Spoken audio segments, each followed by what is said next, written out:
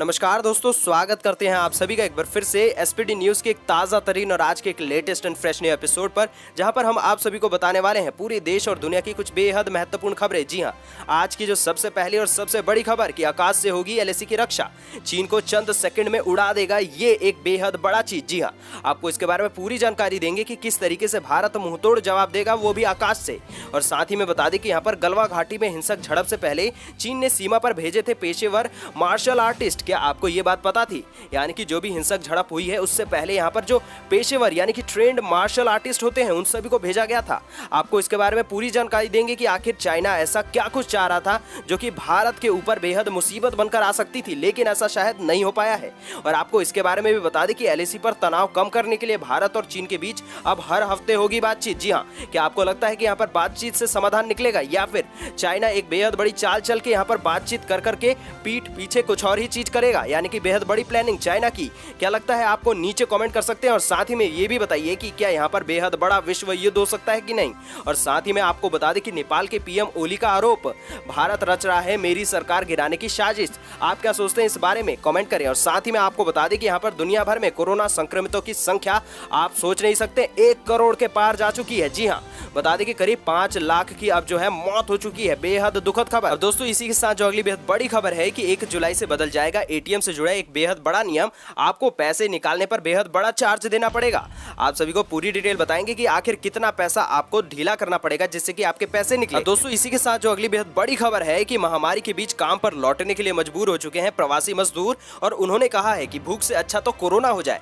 इसके बारे में भी पूरी जानकारी बताएंगे। और साथ ही में ये भी बता दें कि बदलते मौसम के कारण बढ़ चुके हैं सब्जियों के दाम। पूरी जानकारी और पूरी डिटेल आपको बताएंगे। खैर, आपके राज्य में सब्जियों के किस तरीके के दाम है नीचे कमेंट कीजिए। और साथ ही में आपको बता दें कि यहाँ पर कोरोना से जुड़ी एक और अपडेट कि कोरोनिल को लेकर बाबा रामदेव और बाल कृष्ण के खिलाफ वो मामला दर्ज कर दिया गया है, यानी कि आने वाले दिनों में इन दोनों के ऊपर बेहद बड़ी कार्रवाई भी देखने को मिल सकती है। खैर, आपके क्या विचार हैं कमेंट में बता सकते हैं। और साथ ही में आपको बता दें कि ट्रेन से यात्रा करने वालों के लिए बेहद बढ़िया खबर है। संक्रमण रोकने के लिए एसी कोच में आपको एक बेहद बड़ी सुविधा दी जाएगी। आप सभी को इसके बारे में बताएंगे। और साथ ही में बढ़ चलते जो अगली बेहद बड़ी खबर आपको बताने वाले हैं मौसम के रिगार्डिंग ताजा अपडेट्स और मॉनसून अपडेट। और साथ ही में ये भी बता दें कि टिड्डियों को ड्रोन से काबू करने वाला भारत दुनिया का पहला देश बन चुका है। आपको इसके बारे में जानकारी देंगे। खैर, आपके हिसाब से टिड्डियों को और कौन कौन से तरीकों से कंट्रोल किया जा सकता है? क्योंकि आपने सुना होगा कि हाल ही के दिनों में डीजे गाने और साथ ही साथ ना जाने कौन कौन से तरीकों से टिड्डियों को कंट्रोल करने के लिए यहाँ पर मशक्कत की जा रही है। अब दोस्तों, अगली बड़ी खबर सोनी की तरफ से आ रही है कि बता दें शानदार आप सभी को मौका मिलने वाला है। आप सभी को मिल सकते हैं 38 लाख रुपए। जी हाँ, कैसे मिलेंगे इसके बारे में पूरी जानकारी देंगे। कहीं वो आप तो नहीं है जिनको ये पैसे मिल सकते हैं, क्योंकि ये किसी को भी मिल सकते हैं, बस इसके बारे में जानकारी होनी चाहिए। और साथ ही में आप सभी को बता दें कि यहाँ पर कोरोना के चलते श्रीलंका ने अंतर्राष्ट्रीय हवाई अड्डों को 1 अगस्त तक खोलने का फैसला टाल दिया है। जी हाँ, बेहद महत्वपूर्ण खबर है। अब इसी के साथ जो अगली बड़ी खबर है कि G7 में दक्षिण कोरिया को शामिल करने के अमेरिका के प्रस्ताव पर जापान ने जता दी है आपत्ति।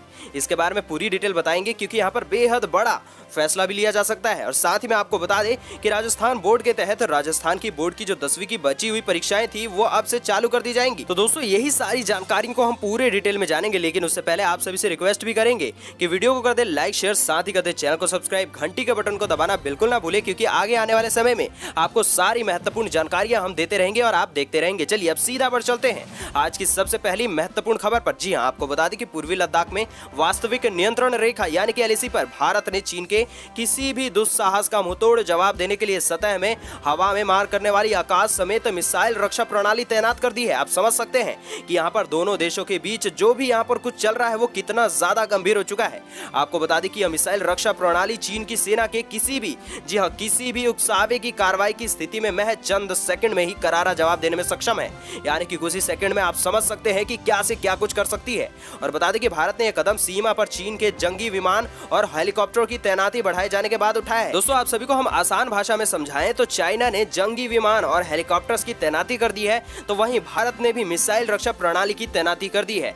दोनों देश आमने सामने आ चुके हैं। आप पता नहीं आने वाले समय में क्या से क्या कुछ हो सकता है। आपकी राय जानना चाहेंगे। आपके हिसाब से क्या चाइना जो है वो विश्व युद्ध तो नहीं करेगा? नीचे कमेंट जरूर कीजिएगा। अब दोस्तों, इसी के साथ जो अगली बेहद महत्वपूर्ण खबर बता दें कि 15 जून की रात जब पूर्वी लद्दाख में भारत और चीन के सैनिकों के बीच हिंसक झड़प हुई थी, उसी दिन उसने सीमा के पास मार्शल आर्टिस्ट और विशेषज्ञ पर्वतारोही भेज दिए थे। यानी कि आप समझ सकते हैं चाइना पीठ पीछे क्या से क्या कुछ कर रहा था और भारत को एक भी चीज पता नहीं थी। बता दें कि इसमें तिब्बत के मार्शल आर्ट क्लब के लड़ाके भी शामिल थे और साथ ही चीन के सरकारी मीडिया की रिपोर्ट के अनुसार यहाँ पर PLA शिनजांग मिलिट्री कमांड ने भी स्थानीय सरकार के साथ मिलकर 15 जून की सुबह लहासा गैरिसन में सैन्य ट्रेनिंग बेस में नई सैन्य इकाइयों के लिए एक ध्वज प्रस्तुति समारोह को भी आयोजित किया गया था। और साथ ही में ये भी बता दें कि पूर्वी लद्दाख में LAC पर तनाव को कम करने के लेकर भी तरीके खोजने के लिए लगातार दोनों देश जो है वो आमने सामने आ रहे हैं। लेकिन आपको बता दें कि अब हर हफ्ते चीन और भारत जो है आपस में बातचीत करेंगे।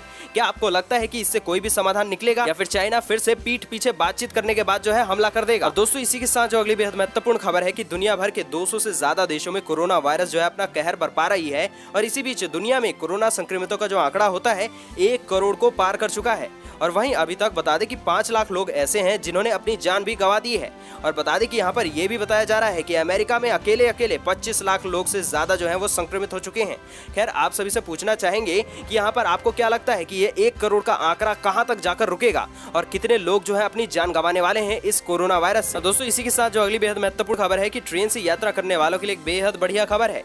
उन्हें ट्रेनों के AC कोच में अब संक्रमण का खतरा नहीं रहेगा, क्योंकि यहाँ पर रेलवे अब ऐसी व्यवस्था करने जा रही है जिसके बारे में आपने कभी भी नहीं सोचा होगा। बता दें कि यहाँ पर AC ट्रेनों के कोचों में अब ऑपरेशन थिएटरों की तरह ताज़ा हवा मिले, जिससे कि वायरस के फैलने के खतरे को कम किया जा सके, ऐसी प्रक्रिया पर काम की जा रही है। बता दें कि रविवार को अधिकारियों ने बता दिया है कि 12 मई से रेलवे द्वारा राजधानी मार्गों पर चलाई जा रही आने जाने वाली 15 AC ट्रेनों में यह प्रयोग चालू कर दिया जाएगा और इसके बाद से आप सभी को जो खतरा होता है कोरोना वायरस का वो बेहद कम हो जाएगा। दोस्तों इसी के साथ जो अगली बेहद महत्वपूर्ण खबर कि सब्जियों के दाम में पिछले 15 दिनों में इतना ज्यादा उछाल आ चुका है कि आप सोच नहीं सकते हैं।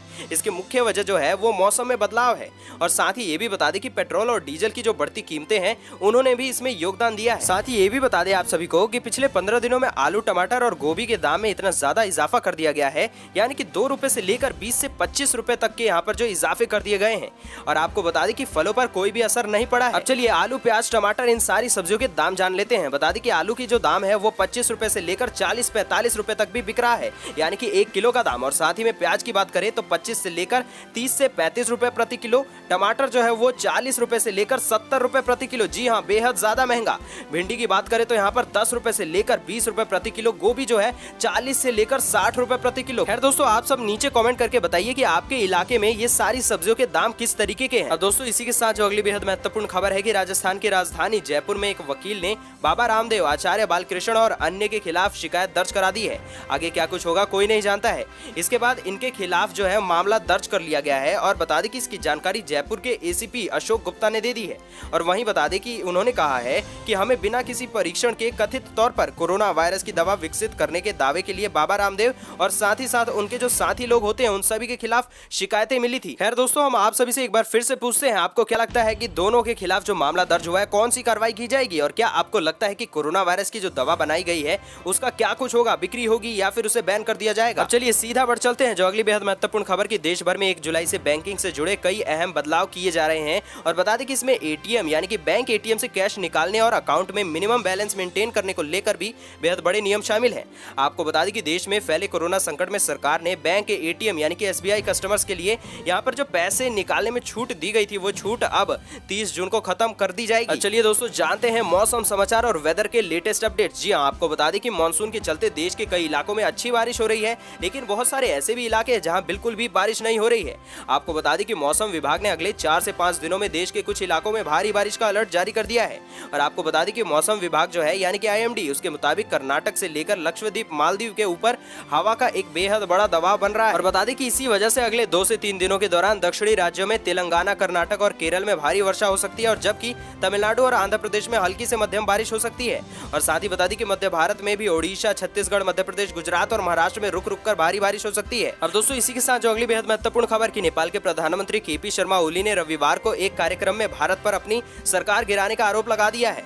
ओली ने कह दिया है कि नई दिल्ली की मीडिया में होने वाली बौद्धिक बहस, काठमांडू स्थित भारतीय दूतावास की सक्रियता और होटलों में जो भी कुछ गतिविधियां हो रही हैं वो सारी चीजों से पता चलता है कि भारत का पूरा षड्यंत्र लगा हुआ है। साथ ही उन्होंने एक आरोप लगाते हुए ये भी कहा कि इससे पहले जब उन्होंने अपने पिछले कार्यकाल में चीन के साथ ट्रेड एंड ट्रांजिट समझौते पर हस्ताक्षर कर दिए थे तो उनकी सरकार सरकार को गिरा दिया गया था, लेकिन अब उनके पास बहुमत हासिल है, तो ऐसा कुछ भी नहीं हो सकता है। अब दोस्तों इसी के साथ अगली बड़ी खबर है कि केंद्रीय कृषि मंत्रालय ने कह दिया है कि टिड्डियों को काबू में करने के लिए ड्रोन का इस्तेमाल करने वाला भारत दुनिया का पहला देश है। कृषि मंत्री ने यहाँ पर कह दिया है कि अगर राजस्थान में सहयोग किया होता तो टिड्डियों को फैलने से हम रोक सकते थे, यानी कि काबू किया जा सकता था, लेकिन ऐसा नहीं हुआ। कृषि मंत्रालय की तरफ से जारी विज्ञप्ति में कह दिया गया है कि भारत पहला देश है जिसने सारे प्रोटोकॉल को पूरा करने और वैधानिक अनुमति मिलने के बाद टिड्डियों को नियंत्रण में करने के लिए ड्रोन का इस्तेमाल किया। दोस्तों इसी के साथ अगली बड़ी खबर के तहत आपको मिल सकते हैं 38 लाख रुपए। जी हाँ, आपको बता दें कि अगर आप टेक्नोलॉजी में खास लगाव रखते हैं और सिक्योरिटी रिसर्च में आपको महारत हासिल है, तभी आपको ये सारे पैसे मिलेंगे। आपको पूरी डिटेल बता दें कि जानी मानी इलेक्ट्रॉनिक्स कंपनी यानी कि सोनी ने PlayStation 4 यानी कि PS4 और PlayStation नेटवर्क के लिए अपना बग बाउंटी प्रोग्राम लॉन्च करने की अनाउंसमेंट कर दी है। IANS की खबर के मुताबिक इसमें PlayStation 4 और PlayStation नेटवर्क में या फिर डिवाइस में बग को खोज लेंगे तो आप सभी को $50,000 यानी कि करीब 38 लाख रुपीस यानी कि 38 लाख रुपए का इनाम दे दिया जाएगा। अब दोस्तों इसी के साथ जो अगली बड़ी खबर है कि श्रीलंका ने अपने अंतर्राष्ट्रीय हवाई अड्डों को 1 अगस्त से खोलने के फैसले को फिलहाल के लिए टाल दिया है। श्रीलंका सरकार का कहना है कि उसे अभी विदेश में फंसे श्रीलंकाई नागरिकों को वापस लाने का इंतजाम करना है। साथ ही में दोस्तों आप सभी को ये भी बता दें कि श्रीलंका ने वैश्विक महामारी कोविड-19 का प्रकोप बढ़ने पर मार्च में ही अपनी सभी अंतर्राष्ट्रीय हवाई अड्डे बंद कर दिए थे, लेकिन सरकार 1 अगस्त से इन हवाई अड्डों को फिर से चालू करना चाहती थी, चूंकि अप्रैल से लेकर अब तक कोविड-19 का कम्युनिटी ट्रांसमिशन जो स्प्रेड नहीं हुआ है। हालांकि आपको बता दें कि यहाँ पर एयरपोर्ट अथॉरिटी के चेयरमैन पूर्व मेजर जनरल GA चंद्रेश्वरी ने कह दिया है कि कोलंबो इंटरनेशनल एयरपोर्ट अब 1 अगस्त को नहीं खुलने वाला है, इसे बाद में ही खोला जाएगा। दोस्तों जो अगली बड़ी खबर आ रही है कि राजस्थान माध्यमिक शिक्षा बोर्ड की 10वीं की शेष परीक्षाएं सोमवार से चालू होने वाली हैं। बोर्ड की शेष परीक्षाओं को रद्द कराने को लेकर सुप्रीम कोर्ट में दायर याचिका खारिज होने के बाद परीक्षा आयोजन की बाधा समाप्त हो गई है। और आपको बता दें कि बोर्ड के उप निदेशक यहाँ पर जो हैं उन्होंने ये बताया है कि 10वीं बोर्ड की शेष परीक्षा आयोजन में कोई भी व्यवधान नहीं है और परीक्षा नियत समय से सोमवार को चालू हो रही है। परीक्षा में प्रदेश के 11,86,000 परीक्षार्थी शामिल होने वाले हैं। खैर आप सभी से पूछते हैं कि क्या ये सही है, फिलहाल के लिए परीक्षाओं को कराया जाना चाहिए था कि नहीं? नीचे कमेंट में जरूर से जरूर बताइए और साथ ही में ये भी बताइएगा कि आप कब से चाहते कि आपके बच्चे स्कूल कॉलेज जा सके। अब चलिए इसी के साथ जो अगली बड़ी खबर है कि महामारी तेजी से फैल रही है और आर्थिक गतिविधियां सुस्त पड़ चुकी हैं। इसको देखते हुए सरकार ने पिछले दिनों अर्थव्यवस्था को फिर से पटरी पर लाने के लिए आर्थिक गतिविधियों को चालू कर दी थी, यानी कि उसको अनुमति दे दी थी कि वो सारी चीजें चालू हो जाए। इसके बाद से अपने घर को लौटे प्रवासी मजदूरों ने एक बार फिर से महानगरों का रुख करना जो है चालू कर दिया है। यानी कि पहले तो वो अपने घर लौटे और फिर से जब उनके पास खाने के लिए पैसे नहीं थे वापिस उन्हीं महानगरों में जाने लगे जहाँ से उनको पैसे मिलते थे, जहाँ से उनकी कमाई होती थी। बता दें कि उत्तर प्रदेश में 30 लाख से ज्यादा प्रवासी मजदूर लॉकडाउन के दौरान अपने गांव में आए थे वापस, और उनमें से बहुत सारे लोगों ने ये फैसला किया है कि अब वो वापस उसी राज्य में चले जाएंगे जहां से उनकी कमाई होती थी।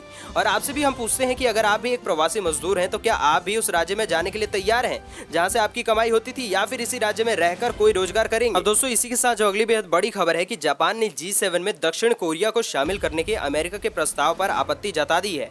उसका कहना है कि चीन और उत्तर कोरिया से संबंध अहम मुद्दों पर दक्षिणी कोरिया G7 के 7 देशों से अलग राय रखता है। राजनयिक सूत्रों के हवाला देते हुए जापान की न्यूज एजेंसी क्योदो ने इसकी पुष्टि भी की है। ज्ञात हो कि अमेरिकी राष्ट्रपति डोनाल्ड ट्रंप ने पिछले महीने भारत समेत रूस, ऑस्ट्रेलिया और दक्षिणी कोरिया को इस साल के G7 शिखर में सम्मेलन में शामिल करने का प्रस्ताव दिया था। और दोस्तों इसी के साथ आप सभी को ये भी बता दें कि यहाँ पर चीन के बढ़ते खतरे को देखते हुए भारतीय और जापानी नौसेना ने हिंद महासागर में युद्धाभ्यास किया है। और साथ ही साथ इस बारे में जापानी नौसेना ने ट्वीट करके भी बताया है कि 27 जून को भारत और यहाँ पर जापान ने किस तरीके से युद्धाभ्यास किया है। और आपको बता दें कि यहाँ पर भारतीय नौसेना के INS राणा और यहाँ पर INS कुलीश के साथ में हिंद महासागर में एक अभ्यास किया गया है और इसे Japan maritime self defence force ने भारतीय नौसेना के साथ सहयोग बढ़ाया है। तो दोस्तों आज के लिए बस इतना ही। यही थी आज की कुछ महत्वपूर्ण खबरें और आज के कुछ मुख्य समाचार। अगर आपको आज के समाचार जरा से भी पसंद आए हों तो वीडियो को कर दे लाइक, शेयर, साथ ही कर दे चैनल को सब्सक्राइब, घंटी के बटन को दबाकर ऑल नोटिफिकेशंस को भी जरूर से प्रेस कर दीजिएगा। हम मिलेंगे आपसे अगले मुख्य समाचारों में।